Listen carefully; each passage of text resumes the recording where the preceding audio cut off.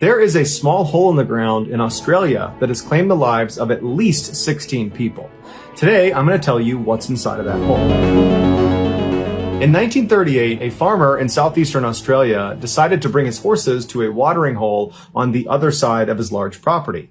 As he was leading the horses across this big, wide open field, one of his horses suddenly just collapsed to the ground. The farmer ran over to see what was going on, but as soon as he got over to it, the horse had stood back up again and seemed totally unhurt. The farmer was puzzled because he had no idea why the horse fell in the first place, and so he looked down to see if maybe it tripped on something, and he saw on the ground right beneath the horse was this small hole. And so he moved his horse out of the way, and then when he came back to look at this thing, he saw it was only maybe a foot across, but when he peered down into it, he saw it was very deep. He got down on his hands and knees to get a closer look, and when his eyes adjusted, he could not believe what he was seeing. 10 or 15 feet below the surface was this huge pool of clear water. The horse had just stepped into the roof of an underground cave. And so the farmer was really excited to see how big this cave was, and so he grabbed all his horses and he brought them back to the stable, and he got this long measuring rope with a weight at the end of it. So he runs back out to the hole, he puts the weight into the hole, and he begins paying out this rope. And so down it goes, 10 feet, 20 feet, 30 feet, it just keeps on going and going until finally the weight hits solid land at 120 feet. And so the farmer is like, wow, this is a huge cave. So he pulls it back up thinking that's the bottom, but in reality it wasn't. It actually extended down almost 300 additional feet. The farmer and his horse had just accidentally found one of the most beautiful and deadly freshwater caves in the world, called the Shaft. The reason it's called the Shaft is because the only way in or out of this underwater cave is through this hole in the middle of this field that this horse created, and it's literally a shaft that goes down 18 feet until it reaches the surface of this massive underground body of water. The opening to this shaft is so narrow that cave divers, they can't get into it with their gear on their backs. So they literally need to be lowered into this cave by themselves, and then their gear is lowered down after them, and they put it on while they're treading water. The solid ground that the farmer's weighted line had touched at 120 feet when he believed he had reached the bottom of the cave, what he had actually touched was the top of something called the rock pile. The rock pile is basically this huge underwater pyramid that looks like a rock pile that sits at the bottom in the middle of this huge underwater cave. And from the top of this rock pile, you can go down it in all different directions, but once you get to the bottom, there's only two tunnels to choose from. There's one that goes west, basically down at an angle that dead ends at 260 feet. And then on the other side of this underwater pyramid is the eastern tunnel, and that's much more treacherous. It goes down at a more steep angle to 400 feet. The few elite divers that have explored the deepest recesses of this cave say there are 3 distinct stages to it. Stage 1 is from the surface down to 120 feet, the top of the rock pile. During this stage, the diver swims unobstructed in beautiful clear water, and there's a safety line that's anchored from the surface straight down to the top of the rock pile. Stage 2 is where things get a bit dicey. Stage 2 begins at the top of the rock pile and extends down all the way to the bottom of the westerly tunnel at 260 feet where it dead ends, or down to the 200-foot mark of the easterly tunnel where you come to something called the drop-off ledge. And it's quite literally a ledge in the middle of this tunnel where beyond it there's a fairly steep drop-off, and it leads down to an area that's so treacherous it's got its own stage. Starting with stage 2 and then with stage 3, there is no safety line to guide you in the direction you need to go. So you're on your own as soon as you reach the top of the rock pile. And so you make your way down any direction you want down the rock pile until you reach either of these tunnels, and as soon as you go into them, you immediately start to lose visibility because the sunlight cannot penetrate all the way into these tunnels. And so the diver becomes increasingly reliant on their flashlight. As such, they have to be very careful as they navigate down stage 2 to not bump into the walls, because doing so will knock the limestone silt off of the walls. It will create a cloud of it in their face. It's like being in fog where a flashlight can't push through it. And so the diver has to either wait for the silt to clear, which could take a very long time, or they have to swim blind. Also, anyone entering stage 2 and stage 3,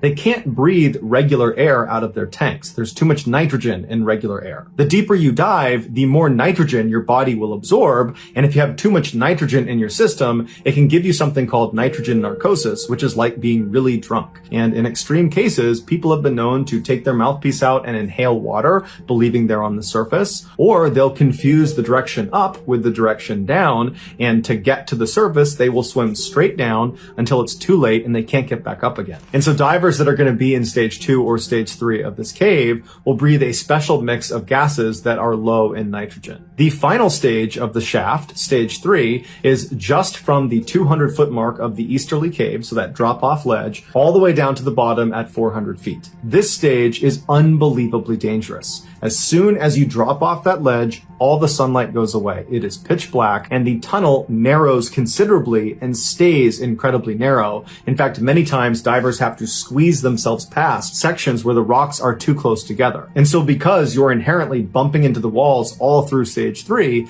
you're pretty much guaranteed to be silted out the entire time. At this depth, nitrogen narcosis is virtually guaranteed, even if you're breathing a special low nitrogen mix of gases. And so divers need to be ready to abort the dive at any moment if they feel symptoms coming on. Once the diver has turned around and is making their return trip, but they're still in the 3rd stage section of the cave, they need to be careful of false domes. These are offshoots on the ceiling only in this 3rd stage that look like the way out. And especially when things are silted out and it's dark, you're low on oxygen, you might be panicking, it'd be very easy to confuse these with the way out. But in fact, these false domes are exactly what their name implies. They are false. They are dead ends. They go nowhere. Stage 3 is reserved exclusively for extremely experienced cave divers who get special permission. In 1973, 8 divers got permission to dive the 1st and 2nd stages of the shaft cave.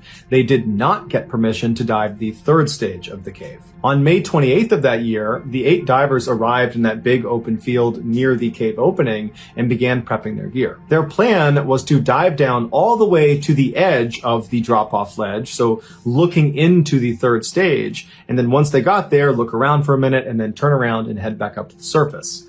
These 8 divers were experienced divers, but their experience was all in open water environments. None of them had dove in a cave. And so they were confident divers, but they were a little bit naive. They believed the dive down to the edge of the 3rd stage was going to be fairly routine and would just be simple and fun. But before any of them had even gotten into the water, they had already made a critical mistake. Instead of jamming their bottle with the special low nitrogen mixed gas that they would need since they were going into stage 2, and so that's a requirement, instead of doing that, they just jammed their bottles with regular air. So they were basically guaranteeing that they would get nitrogen narcosis. But once they had all their gear prepped, they made their way over to the entrance to the shaft, and one by one they were lowered down into the water, and then once all of them were all jocked up, they grabbed the safety line and they began their descent. It only took about 2 minutes to get down to the top of the rock pile, and there they spent about 5 minutes taking pictures of each other before heading down the eastern tunnel. 3 of the divers were siblings, Glenn, Stephen, and Christine, who were 25, 22, and 19 respectively. And Glenn remembers after they made their way all the way down the eastern tunnel and they reached the drop-off ledge, he remembers seeing his sister, his brother, and all the other divers. Everyone seemed just fine. Everyone's just looking over this ledge. They're taking turns, kind of peering down into this black abyss that is stage 3. And then after 5 minutes or so, Glenn looked at his gauge and he saw his air was getting fairly low. Not emergency situation, but it was time to leave. And everybody else had the same amount of air as he did, and so everybody else was running low on air. And so Glenn was about to grab his sister, who was several feet right in front of him. She was still looking over the ledge down into stage 3, but when he reached out to grab her, she and all the other divers just suddenly jumped forward and dove straight down into the abyss out of sight. They dove into the stage 3 section. This was not something that Glenn was tracking anybody doing. This was not something anyone said they were going to do. This was not part of the dive. This was very dangerous, and they weren't allowed to go down there.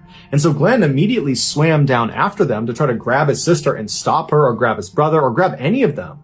But as soon as he went over that ledge, he saw it was totally pitch black and it was completely silted out from all these divers suddenly launching over the edge. And so Glenn knows he's not going to find them in the silt. It's also very dangerous for him alone to just dive down there. And so he figures, you know what? I'm sure they're fine. They probably planned this out and they're just going to go down a little ways and they'll come back up again. And so I'll just go to the rock pile and wait for them. And so Glenn turns around and he goes up back over the drop-off ledge. He makes his way to the rock pile and he just sits there facing the eastern tunnel, waiting for his brother, his sister, and the other divers to come back out again. But they don't. And finally, his air gauge gets so low that he literally has to go to the surface. And he's thinking to himself, if my air is this low, what are they doing down there? 24-year-old Larry Reynolds was one of the divers that went with Glenn's sister and brother and the other 2 divers into this forbidden 3rd stage section of the cave. Although he doesn't say this, it sounded like he and the others just wanted to go a little ways into this off-limits section, check it out, and then turn around and go back to the surface.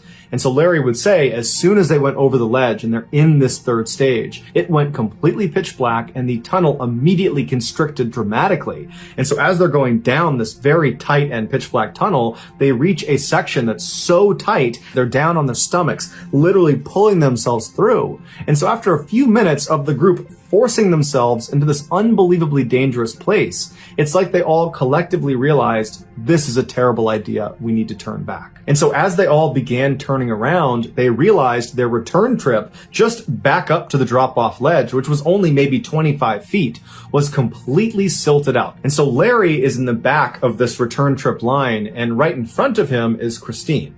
And so as soon as they all make their way into the silt, the only thing Larry can see with his flashlight is Christine's fins. And so he's staying right up on her and keeping his light on that fin to make sure he's going in the right direction. And so after only a few moments, Christine's fins just suddenly disappear.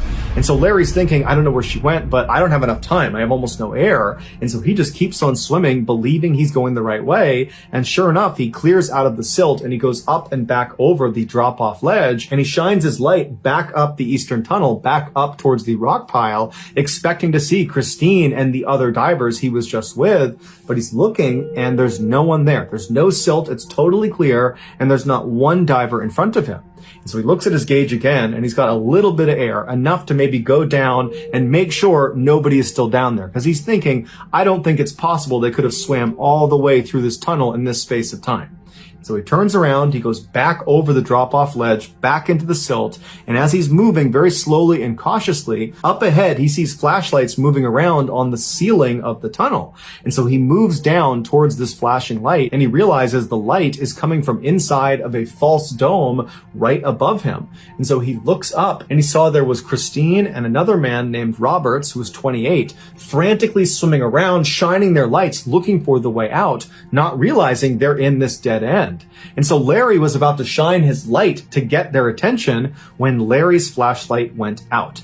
And so now Larry is in complete darkness. He is completely silted out. He doesn't even know how much air he has left because he can't shine the light on it. And so he's starting to panic. He starts banging on his flashlight, and finally the light comes back on. And when it does, he shines it straight up again to try to shine it towards Christine and Roberts, but he had drifted farther down the tunnel. And so by the time he shined his light, he wasn't underneath the false dome. But when he shined his light in the other direction, he saw he was at the very far end of where the group had gone. And so farther down into stage 3 was clear. There was no silt.